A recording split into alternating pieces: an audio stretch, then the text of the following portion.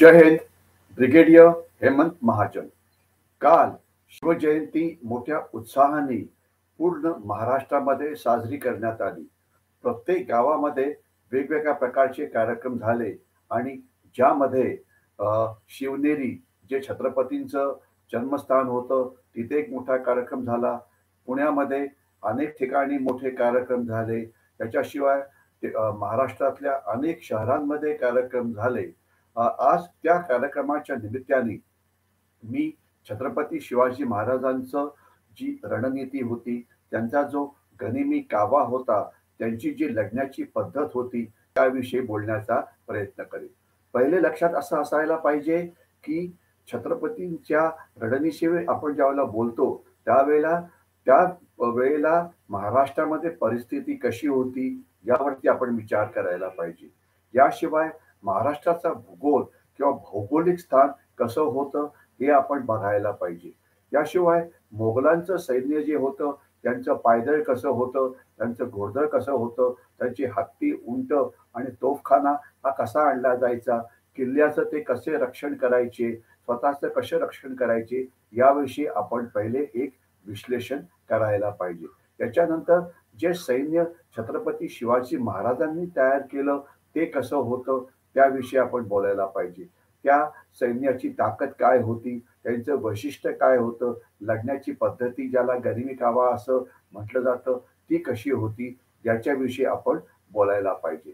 त्याच्याशिवाय जे विविध त्यांनी लढाया केल्या, मग तो अफजल खानाचा वध असो की कोंढाण्यावरती हल्ला असो की बाजीप्रभू देशपांड्यांनी लढवलेली पावनखिंड असो, याविषयी आपण बोलायला पाहिजे. तर या सगळ्या गोष्टींचं आपण विश्लेषण करण्याचा प्रयत्न करू. सर्वात पहिले आपण बघूया की जे मोगल होते त्यांचं सैन्य हे कसं होतं. लक्षात असावं की मोगल हे सैन्य अतिशय सामर्थ्यवान होतं. त्यांची संख्या लाखोंमध्ये होती आणि अनेक वर्ष राज्य केल्यामुळे ते हळूहळू आळशी, लालसी आणि अत्याचार करणारे बनले होते. त्यांची भाडोत्री सैनिकांची जी संख्या होती ती वाढत होती. त्यामुळे एकमेकाशी असलेली त्यांची विचारसरणी, त्यांचे संबंध हे फारसे चांगले नव्हते आणि रक्षण करण्याकरता त्यांचं खूपच सैन्य वापरलं जायचं.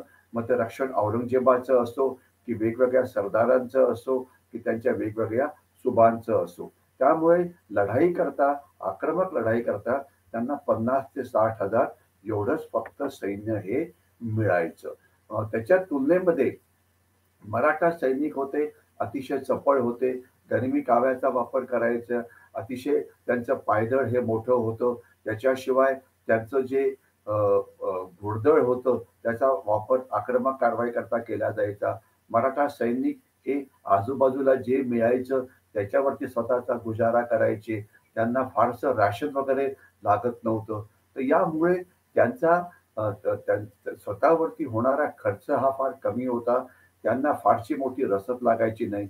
मोगलांच्या सैन्याला 2 किलो राशन प्रत्येक सैन्याला लागायचं.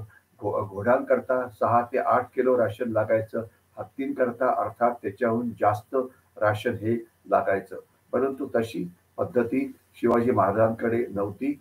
शिवाजी महाराजांचं घोडदळ जे होतं ते आजूबाजूला जे मिळायचं त्याच्यावर स्वतःचा गुजारा करायचे. त्याला लिव्हिंग ऑफ द लँड हा शब्दप्रयोग सैन्यामध्ये केला जातो. तर त्याच्यामुळे ते चपळ होते, काटक होते, खूप हालचाल करू शकत होते. मोगलांचं जे पायदळ होतं हे पायदळ खरं म्हटलं तर यांची सुरुवात झाली होती ज्यावेळेला मोगल साम्राज्याची सुरुवात झाली.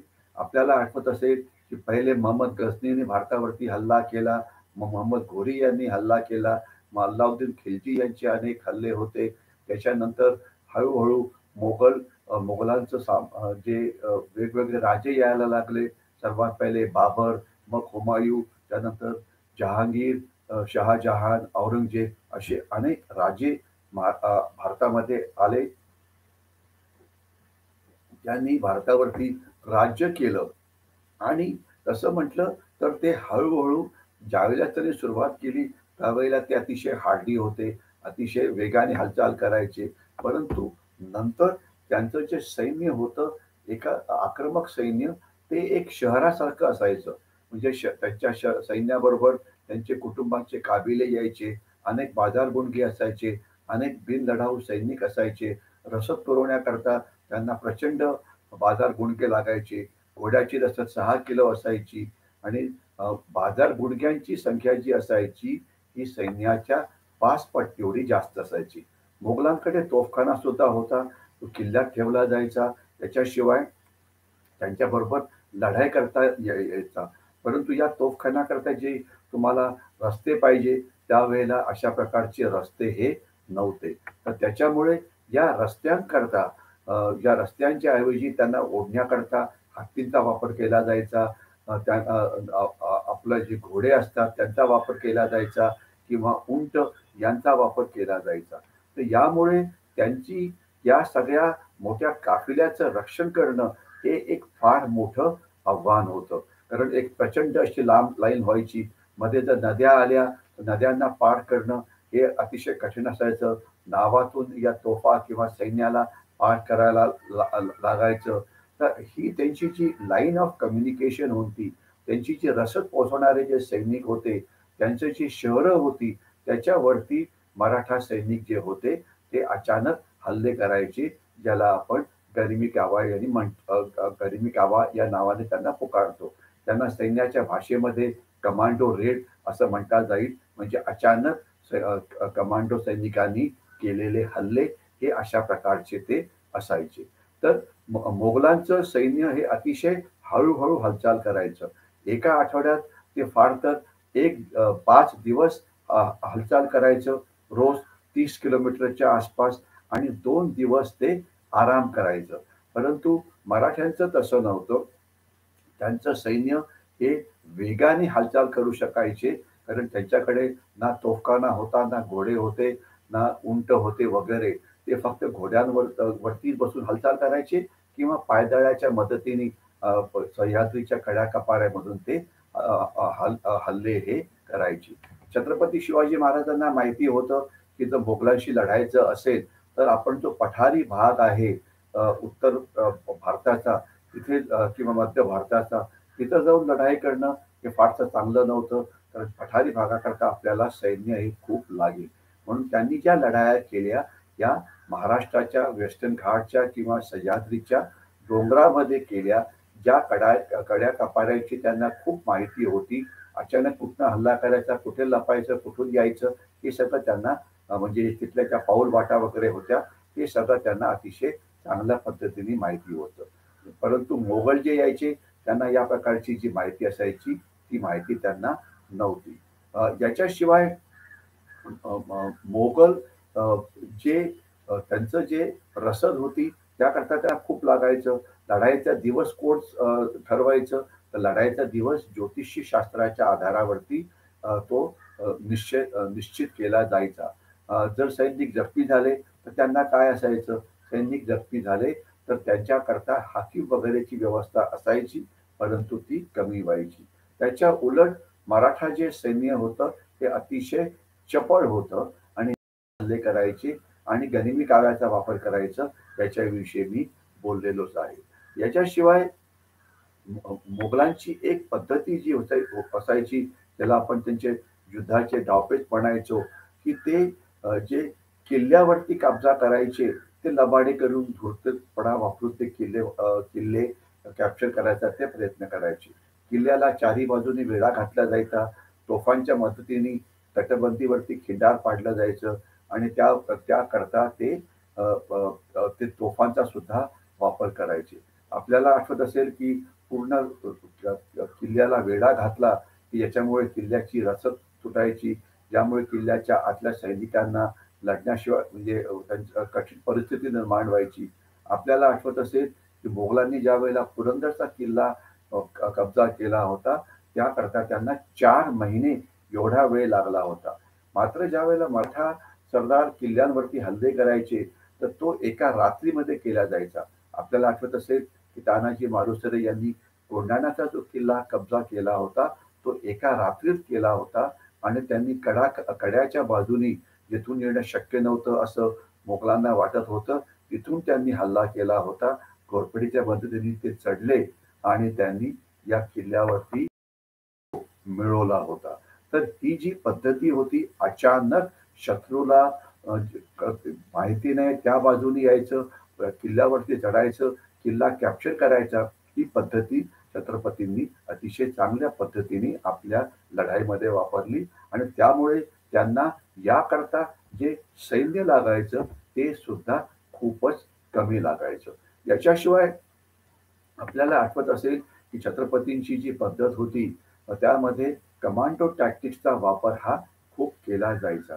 उदाहरणार्थ ज्या वेळेला शाहिस्ते खान पुण्यामध्ये आला होता आणि त्यांनी लाल महालामध्ये आपला डेरा घातला होता, त्यावेळेला छत्रपतींनी स्वतःहून जाऊन त्याच्या या डेऱ्यावरती हल्ला केला आणि शाहिस्ते खानांची काही बोटंही कापली होती. अचानक हल्ला करायला हिंमत लागायची, चांगल्या पद्धतीचं नेतृत्व लागायचं, डिसेप्शन म्हणजे शत्रूला फसवणं हे फार महत्वाचं असायचं. तर या डावपेचामध्ये शिवाजी महाराजांचं सैन्य जे होतं हे मोगलांच्या खूपच जास्त पुढे होतं आणि शिवाजी महाराजांची एक पद्धत होती की अशा कुठल्याही धोकेदायक लढाईमध्ये ते स्वतः सैन्याचं नेतृत्व करायचे. कारण यामुळे त्यांच्या सैनिकांना ज्यावेळेला ते बघायचे की आपला राजा स्वतः लढाई करता आलेला आहे, तो सैनिकां इतका धोका पत्करतो आहे, त्यावेळेला सैनिकांचं मनोबल हे वाढायचं आणि सैनिक हे महापराक्रम करायचे. मोगलांच्या सैन्याचं तसं नव्हतं. त्यांचे जे मोठे सरदार होते ते सगळे मागे राहायचे. आज सुद्धा भारतीय सैन्य छत्रपतींची ही जी लढण्याची पद्धत आहे, ज्याला लीडिंग फ्रॉम द फ्रंट म्हटलं जातं, ही युद्ध पद्धती आज सुद्धा वापरते. आपल्याला आठवत असेल तर कारगिलच्या लढाईमध्ये आपण मोठ्या प्रमाणामध्ये आपले अधिकारी गमावले. आपण कारगिलचं युद्ध जिंकलं, जिंकलं, पाकिस्तानचा आपण पराभव केला, परंतु त्याची किंमत रक्त सांडून भारतीय सैन्याला द्यावी लागली. तर धोकेदायक परिस्थितीमध्ये, कठीण परिस्थितीमध्ये जर आपण सैन्याचं नेतृत्व जर पुढे राहून केलं नाही अधिकाऱ्यांनी, ऑफिसर्सनी, तर ते सैन्य कधीही चांगल्या पद्धतीने लढणार नाही. हा धडा छत्रपती शिवाजी महाराजांनी घालून दिला होता आणि ज्याचं पालन आज सुद्धा भारतीय सैन्य हे करतं हे आपल्याला माहिती पाहिजे. शिवाजी महाराजांच्या ज्यावेळेला सैन्याची सुरुवात झाली त्यावेळेला त्यांचं सैन्य पहिले 3 ते 4,000 होतं. ज्यावेळेला त्यांचा राज्याभिषेक झाला त्यावेळेला ते सैन्य 45 ते 50,000च्या पास पोहोचलं होतं. त्यांना बारगीर म्हटलं जायचं. त्यांचं जे घोडदळ होतं हे 1,00,000हून जास्त होतं. पायदळ हे नंतर 60,000वरती पोहोचलं. ते चपळ होते, काटक होते, अतिशय जलदगतीने हालचाल करायची आणि त्यांचे जे अंगरक्षक होते हे अतिकुशल असे शूर मावळे होते. म्हणजे सैन्याच्या वेगात हालचाल करण्याकरता त्यांच्याकडे बाजार गुंडे नव्हते. त्याच्यामुळे ते खूप मोठी लांब मजल ही सहज करू शकत होते आणि छत्रपतींचे सैनिक हे युद्धाच्या वेळेला नांगर सोडून हातात शस्त्र घ्यायचे. सगळे सैनिक गुप्तहेर माहिती सुद्धा करायचे. तलवारी आणि भाले हे त्यांचं मुख्य शस्त्र होतं. तोफखाना नसल्यामुळे त्यांचा जो मोगलांचा जो वेग खूप कमी व्हायचा, तो वेग त्यांचा अजिबात कमी होत नव्हता आणि खरं म्हटलं तरी छत्रपतीची पद्धती ही महाराष्ट्रामध्ये सांगणं हे खरोखर म्हणजे काही याची काही गरज नाही. तर प्रत्येकच मराठी माणसाला हे माहिती आहे. परंतु आज दुर्दैवाने झालं असं आहे, की छत्रपती शिवाजी महाराजांना फक्त महाराष्ट्राचं हिरो बनवलं गेलं आहे आपल्या लोकांनी. परंतु छत्रपती हे फक्त महाराष्ट्राचे हिरो नव्हते, तर हे पूर्ण देशाचे हिरो होते आणि त्यांनी जी रणनीती वापरली, त्यांनी जी लढण्याची पद्धत वापरली, त्यांची जी राज्य पद्धती होती, ही केवळ महाराष्ट्रच नाही, तर सगळ्या देशाने याचा अभ्यास करायला पाहिजे आणि याचं अनुकरण हे करायला पाहिजे. आज आपल्याला कल्पना असावी की हैदराबाद जे आंध्र प्रदेशमध्ये आहे त्याच्याजवळ एक श्रीशैलम म्हणून जागा आहे. तिथे एक शिवाजी स्फूर्ती केंद्र हे स्थापन करण्यात आलं आहे. कारण अनेकांना वाटतं की शिवाजी महाराजांचं शौर्य, त्यांची रणनीती ही सगळ्या भारतामध्ये पसरली पाहिजे आणि तिथे मागच्या महिन्यामध्ये एक मोठा सेमिनार झाला होता, ज्यामध्ये मी सुद्धा भाग घेतला होता आणि ज्यामध्ये मी छत्रपतींची रणनीती या विषयावरती बोललो होतो. तर मला वाटतं की आपण रणनीतीचा काही भाग आता कव्हर केलेला आहे. त्याचा पुढचा भाग आपण त्याच्यानंतर कव्हर करण्याचा प्रयत्न करू. परंतु मी आपल्याला एवढंच सांगू इच्छितो, की त्यांचे किल्ले अतिशय शास्त्रोक्त पद्धतीने बांधले होते.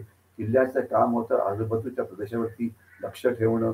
त्याकरता किल्ल्याची तटबंदी केली जायची, मनोरे किंवा वॉच टॉवर्स केले जायचे, खंदक बांधले जायचे.